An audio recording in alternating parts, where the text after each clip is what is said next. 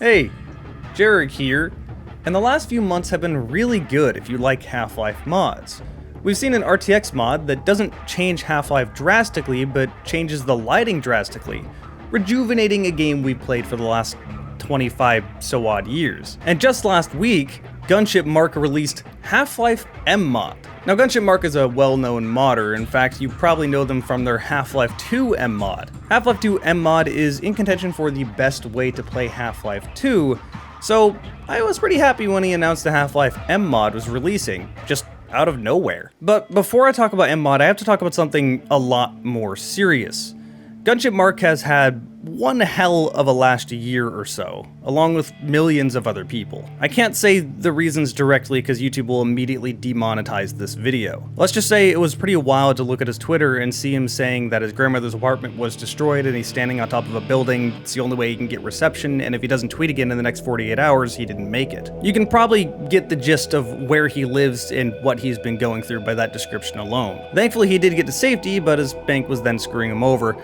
The whole point is that he definitely could use some help. He has his own Patreon. I'll put a link down below in the video information if you want to help him at all. This video was also marked down as a sponsored video, but that doesn't feel right considering the context. I'm not rich by any means, I still have to pay bills and rent, but I'm definitely in a better situation, so here's what I'm going to do.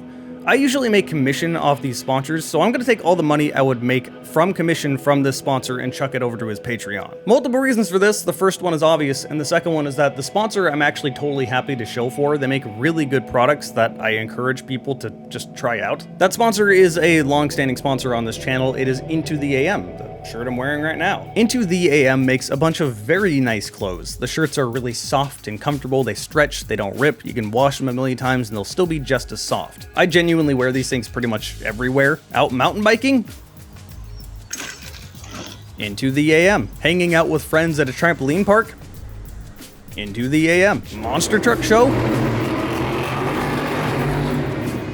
Into the AM. Promise you I'm slouching, these shirts don't usually make you look fat. Into the AM also makes more than just shirts, they're a clothing brand, so they have pants, coats, hats, whatever you will. And their clothes do have a bunch of really cool designs like these shirts they recently sent me. So if you go to intotheam.com/dragonshirts, you can get 10% off site-wide, and this stacks on top of the bundles. And as a reminder, anything I make off commission from this sponsor is going to GunshipMark. I didn't discuss this with Into the AM, by the way, it's just kind of like an impromptu fundraiser. Also, GunshipMark just makes some really good mods, and I want to thank him somehow. So let's talk about one of his mods. So what does Half-Life Mmod do? Well, let's start with the visual and audio changes, because there's quite a few. And keep in mind, almost all of this stuff can be easily changed in the main menu, both for graphics changes and gameplay changes, by a simple new Mmod settings tab. This even allows you to change your FOV, which is nice because before you always had to change your FOV in a console, which isn't a big deal, but it's nice to just launch the game and have it be the settings you want. Okay, graphics changes. There's a bunch of stuff to talk about here, like a ton of new textures and even a bunch of new security guard NPCs, some of which are very cursed. They even pitch shifted the voices so that some security guards are going to sound different than others. Freeman, I've been waiting for you. One of your scientist pals said to give you a message. Freeman, I've been waiting for you. One of your scientist pals said to give you a message. This seems to be a total random, by the way. It's not like a determined NPC model. You can now see your own legs, which mostly works as intended, but occasionally your legs decide to go full helicopter mode while climbing ladders. It also made me want to jump kick things, but I'm probably asking for too much, and I should probably just go play Fear instead if I want that. There was an overhaul for visual effects. There's new explosions, new bullet impacts, new muzzle flashes, new monster effects, so on and so forth. The new explosions will definitely stand out above everything else. There was a minor sound redesign with enemies and weapons, but it doesn't remove any of the iconic Half-Life sounds. It still sounds like Half-Life. Let's talk about the gameplay changes now. Starting with the fact that uplink is now a default part of this mod. If you don't know what uplink is, it was the demo for Half-Life 1, but it's really interesting because no part of this demo is in the final game. They actually released it after Half-Life 1 launched. The uplink demo was apparently a cut chapter that was supposed to take place just before or in the early sections of Lambda Core. Yeah, so that's pretty neat to have in the mod. Okay, but actual gameplay changes. There was minor AI tweaks with more reactive and responsive AI, but to be honest, I didn't really notice any of this while playing, so they said minor AI tweaks and they really do mean minor. It still feels like Half-Life. Every character in the game now blinks. It's a small change, but hey, it's a thing. It's kind of really weird seeing G-Man blink. As for big gameplay changes, they entirely revised gunplay, including dynamic bullet spread, meaning stuff like tap firing the MP5 actually makes it more accurate instead of the normal cone spread. There's now a recoil system that kind of feels like how Half-Life Source did before it became entirely broken. There's actual non-hit scan projectiles. Projectiles even ricochet. Wow, bullets reflect off surfaces. That's interesting. If you don't like projectiles and instead you prefer hit scan, then you can turn that back in the Mmod settings. This didn't create a huge difference while playing. I thought it was actually better for the gameplay, but I can think of one time you might want to turn it off. And that's in Zen when you're trying to fight the controllers. I hate these enemies so damn much. You were already pretty limited in how you could kill them. It was basically just your revolver or crossbow. However, the crossbow's bolt is much slower now, so that's taken off the table. The revolver is still an option, but now you have to lead, and leading while you're on a spinning elevator is easier said than done. I never disabled it myself. I just hate these enemies. I could definitely see someone turning it off during this section of the game. As for the guns themselves, the weapons got totally overhauled. They have new animations, they have better sound effects, and they even got some split functions depending on the weapon. I do have to say, these textures and animations look really good. I guess that shouldn't be a surprise because that's also what GunshipMark did in Mmod for Half-Life 2. Those animations were very smooth as well. One of these animations is actually a really big deal. That is reloading the M203 on the MP5. You do actually have to wait for this animation to be complete before you can start shooting. This is a really big deal in Half-Life 1, because when you shoot that grenade near Marines, they all cower and don't shoot back at you. And you can abuse this. But if you can't shoot immediately, this basically means you have to swap to another weapon if you want to immediately do damage. I think this is a good thing. It still allows that mechanic to be a thing that exists, while forcing you to play in a more interesting way. Also, every weapon in this game now has an empty and non-empty reload, in case you were wondering. Okay, but how do they change how these weapons function? Well, I'll cover a few, but I won't go over all of them. I don't want to spoil everything in the mod. Let's start with the crowbar. Now, instead of just holding down the left click and swinging wildly, you have to mash the left click to swing wildly. That really doesn't change much and is not the major change they made to the crowbar. Now, if you right click, you do a heavier swing, and this will one-shot head crabs. Thank God, that is such a huge quality of life change. It's also really satisfying to just swing head crabs out of the air. But there's another split function, an even heavier swing. This swing has a chance to kill zombies in one hit. Now let's talk about the pistol. It has no firing cap as far as I can tell. It might have one, but it's very high. You can fire it basically as fast as you can left click. Let me see. Yeah, I don't know if there's a cap. If you right click, it fires slower and is more accurate. Basically, it serves the same function that the pistol initially did, but in an upgraded way, and in a more satisfying way in my opinion. But the third split function lets you put a suppressor on your pistol. This activates stealth mode, which may make you think, okay, well, one headshot with a suppressed pistol will just kill a Marine or something and nobody will know, right? No, it's funnier than that. Instead, when you put a suppressor on your pistol, if you shoot an enemy that doesn't know you're there, they just won't react to getting shot. Wait, this is the perfect time to test it out. Let's see.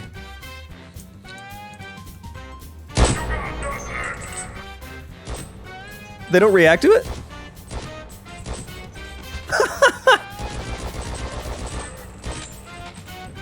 That's funny as hell. Okay, so that's what the... Wow. I can't tell if their AI was being dumb or if that's just like how it works. Test this out. Nice.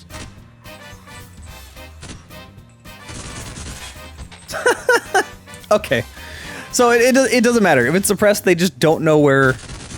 They're not alerted. Unless they're seeing you, they don't know where you're coming from. It's like they got a headache and they're fine. Until they die. And nobody else reacts to it either. The last weapon I want to cover is the Hive Hand. It's kind of notoriously bad in the base Half-Life, but it is way better in this mod. For starter, it regenerates the Hornets much faster. I'm pretty sure it also has better tracking, but I never really used it like that. The left click and right click functions the same as it did in the base game. The reason I say it's much better is because of its third split function, which effectively launches an explosive beehive at your enemies.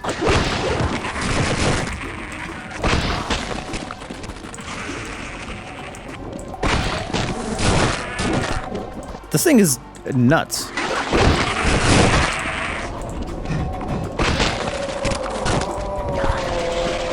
Also, yes, it jibs. This thing is awesome. Never thought I would say the Hive Hand is good, but the Hive Hand is very good now. Okay, that's as much as I'm going to cover the weapons, but there's one more really big change I need to cover.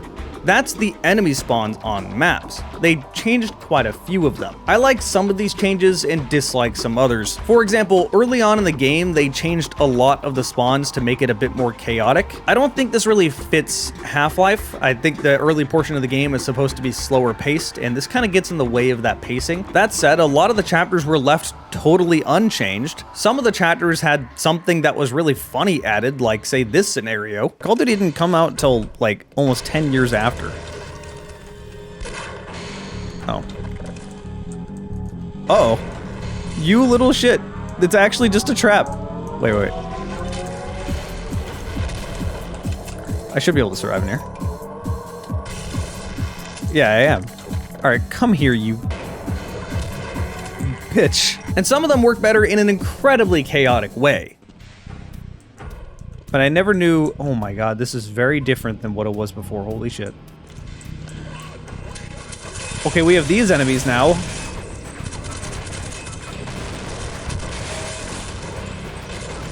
What is going on? Holy shit. And they're assassins? And turrets? Jesus Christ, get me out of here. What is happening?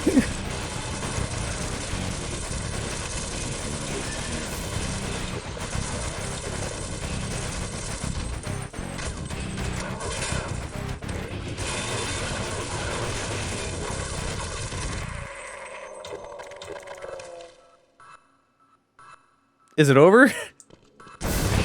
No? So what's my final thought when it comes to Half-Life Mmod? Well, I wouldn't say that this is great as a first-time playthrough for Half-Life. It definitely changes too much for this to be the definitive way to play, which is something I can argue for Half-Life 2 Mmod, but again, not this one. That said, that's totally fine. I actually hate the argument of, it ruins Valve's vision of the game. Yeah, no shit, it's a mod, that's the point. It's a fantastic mod, that's a lot of fun. It's a new way to explore Half-Life without totally redoing Half-Life. So if you just feel like playing through Half-Life again, that I would highly recommend. It's free and you can download it on Steam right now. You don't even have to drag and drop any files. It's just click install on Steam and then you're off to playing. But again, if you've never played Half-Life before, I would highly recommend you play vanilla before you play this one. Oh, in order to play this mod, you do need to own the original Half-Life. To clarify, it is a mod. But okay, that's everything I have to say about Half-Life Mmod. If you want to help the original modder, I'll put a link down below to his Patreon. And again, if you order anything using the link to Into the AM, get any of these shirts, and that commission is going to his Patreon. And that link is intotheam.com/dragonshirts, 10% off site-wide, stacks on top of the bundles, so check that out. And hey, we finally have a channel member. It's that's the new channel member, the first one. If you want to get weekly shoutouts for being a member, check that link down below. As a reminder, there's a bunch of rewards if you were a member of this channel, so check that out too. Huge thanks to everyone that joined me over on Twitch while I was streaming. Check the bottom right if you want to check out my Twitch. People that subscribe over there get to see my videos early. My Twitter is also in the bottom left if you want to follow that. Thank everybody for watching, and I'll see you next time.